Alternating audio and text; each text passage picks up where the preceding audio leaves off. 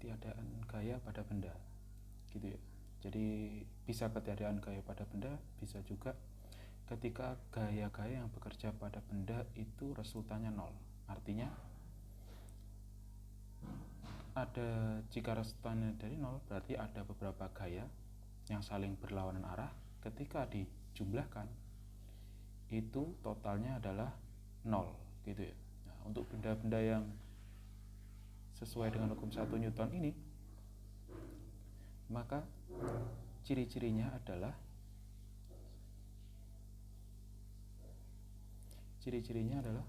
tidak ada gaya yang bekerja. Ini ciri-ciri benda yang sesuai hukum 1 Newton, tidak ada gaya yang bekerja, kemudian bendanya diam, gitu ya.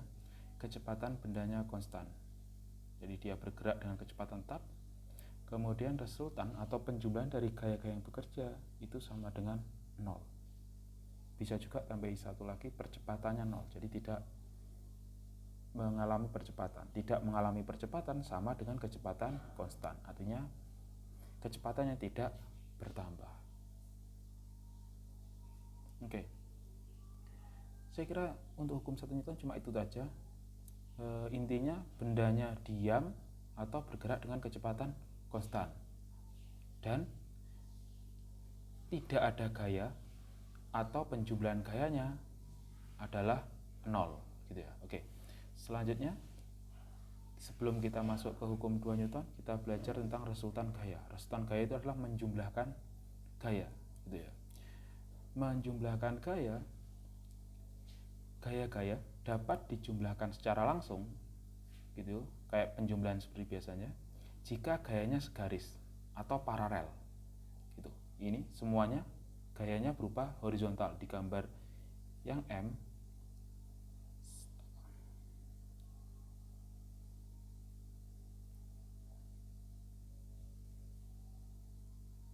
gambar yang M ini dengan gambar yang kucing, ini semua gayanya horizontal, artinya dia paralel. Sehingga untuk gaya-gaya seperti ini dia bisa langsung dijumlahkan, gitu ya. Sehingga cara penjumlahannya gimana? Biasanya ada yang ke kanan bernilai positif, yang ke kiri bernilai negatif. Ada juga yang bebas. Artinya yang searah dan lebih besar dianggap yang positif, yang berlawanan arah berarti negatif. Misalnya yang ini, yang ke kanan kita anggap positif ya, berarti 30 bernilai, berarti sigma F-nya di sini.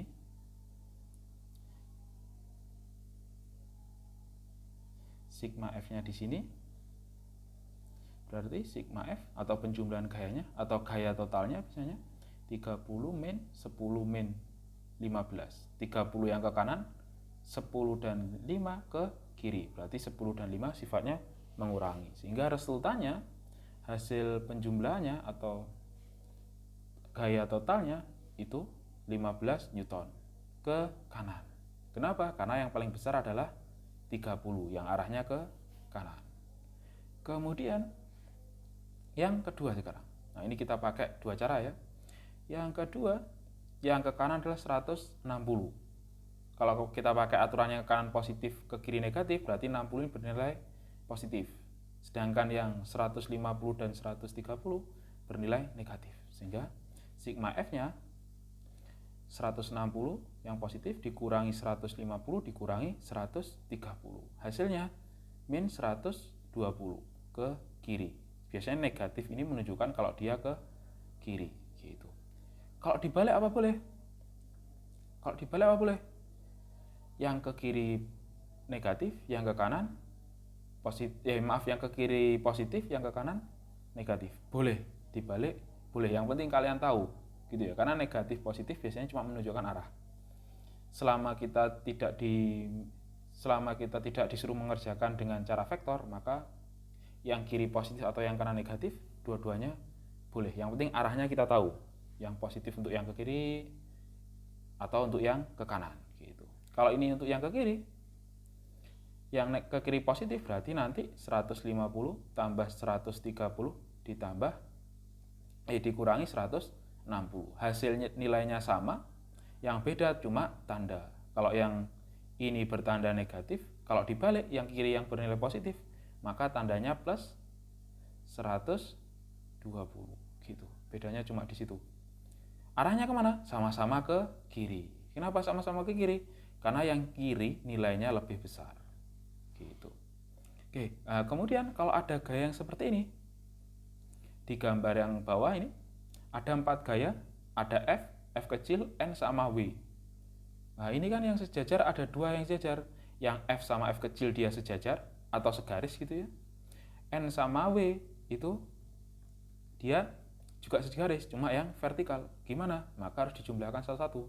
Yang F dengan F, yang N dengan W. Maka nanti kita akan bagi gaya-gaya pada benda itu ada yang pada sumbu X sama sumbu Y. Sebagaimana kalau nggak tahu, sudah dapat atau belum tentang koordinat kartesian, biasanya untuk hubungan. Atau kalau pernah gambar diagram grafik atau diagram batang, itu ada koordinat X menunjukkan apa? Biasanya variabel bebas, koordinat Y sebagai dia variabel terikatnya. Sama kayak gitu nanti. Oke. Lanjut kita ke hukum 2 Newton. Hukum 2 Newton itu intinya di sini. Yang paling sering nanti, bahwa A sama dengan sigma F per M, atau sigma F sama dengan M kali A. Bunyinya seperti itu, percepatan dihasilkan oleh jumlah gaya yang bekerja dibagi dengan massa gitu. Jadi semakin besar massa yang bekerja, semakin besar gaya yang bekerja, maka percepatannya atau perubahan keadaannya semakin besar gitu. Dengan persamaan A sama dengan sigma F per M. A nya adalah percepatan, kemudian M nya adalah massa dalam kilo ya, satuan internasional. Sigma F nya adalah resultan gaya. Misalnya ini kita punya F nya 100, M nya 10, maka kalau kita pakai A sama dengan F per M, sigma F per M, maka A nya sigma F nya karena cuma satu gaya ya, nggak ada 2 atau 3, berarti sigma F nya ya 100 ini, berarti langsung 100 dibagi M. Masanya berapa? Masanya 10 kilo, karena sudah dalam kilo tinggal masukkan 10. Berarti hasilnya 100 bagi 10, hasilnya A nya adalah 10 meter per sekon gitu. Intinya untuk hukum 2 Newton intinya seperti itu. Jadi nanti ketika ada benda dikenai gaya, kita harus tahu gaya-gayanya mana gitu ya. Kemudian kita harus tahu arah gerakannya kemana, sehingga nanti yang bisa dimasukkan hukum Newton itu yang mana. Nah kalau misalnya seperti ini ada 3 gaya gitu ya. Kalau ini kan satu gaya langsung dimasukkan, 100-nya langsung dimasukkan ke persamaan F per M. Sekarang kalau ada 3 gaya, maka harus dicari resultannya. Resultannya kayak tadi. Berarti yang kanan misalnya bernilai positif ya, berarti ini 50 positif dikurangi 25 dikurangi 20. Berarti 50 kurangi 25 kurangi 20, 5 gitu. Baru hasilnya yang 5 tadi, hasil penjumlahan yang 5 dimasukkan ke sigma F atau resultan dari gaya tadi. Baru nanti masanya dimasukkan, ketemu A per M gitu. Lanjut. Oke, ini contoh soal. Contoh soalnya seperti itu ya. Ada gayanya 2, yang satu 5, gaya yang kedua 3, yang 5 ke kanan, yang 3 ke kiri gitu ya. Berarti kita tahu bahwa gerakan benda nanti arahnya ke kanan. Yang diperhatikan panahnya. Kalau panahnya, ujung panahnya ke kanan, berarti gayanya ke kanan gitu ya. Kalau ujung panahnya ke kiri, mengarah ke kiri, berarti gayanya ke kiri. Ini kita tahu bahwa nanti geraknya ke kanan, berarti A percepatannya arahnya ke kanan. Untuk menghitung sama, karena yang ditanya percepatan, percepatan itu A, maka kita pakai persamaan sigma F A sama dengan sigma F per M gitu ya. gitu. Atau pakai sigma F per M. Berarti sigma F-nya kita resultankan.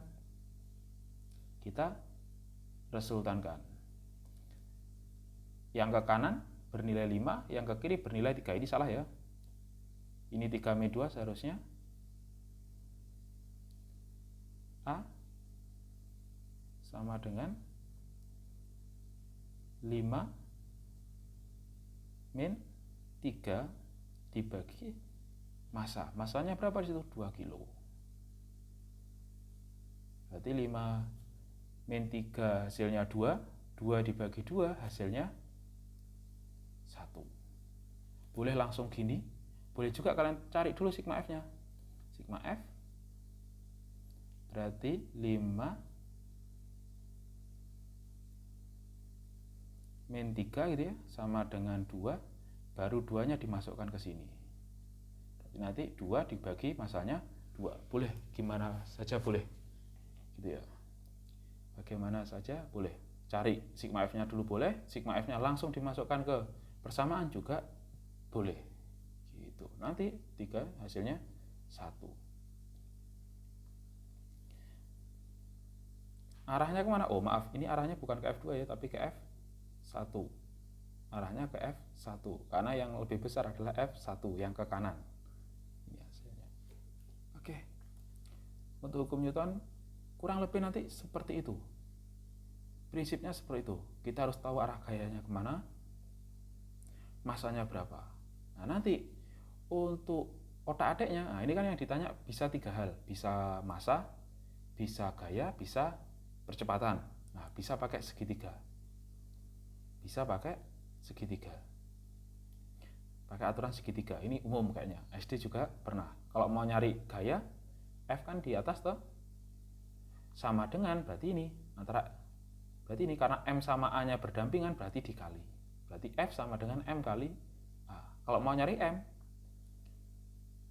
berarti kan antara F dan A diapakan? Nah, karena F di atas, A di bawah, berarti dibagi pembagian. Berarti M sama dengan F per A. Kalau A-nya berarti F per M gitu. Bisa pakai cara segitiga.